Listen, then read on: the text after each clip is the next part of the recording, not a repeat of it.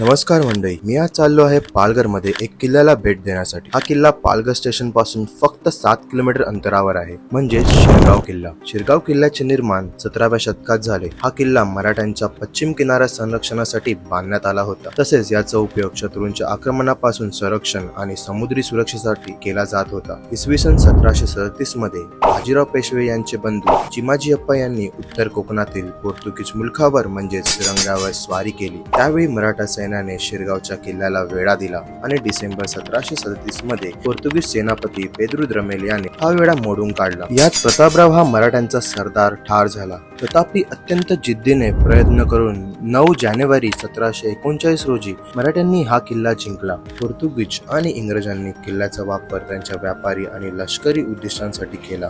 किल्ल्याच्या आत विविध रचना आहेत, ज्यामध्ये सैनिकांची राहण्याचे ठिकाण, साठवण कक्ष आणि प्रशासकीय इमारती समाविष्ट आहेत. किल्ल्यात एक विहीरही खोदली गेली आहे आणि इसवी सन 1818 मध्ये हा किल्ला ब्रिटिशांच्या ताब्यात गेला. किल्ल्याचा दौरा केल्याने मराठा इतिहास आणि वास्तुकलेची झलक मिळते. हे ठिकाण इतिहासप्रेमीसाठी खूप रोचक आहे.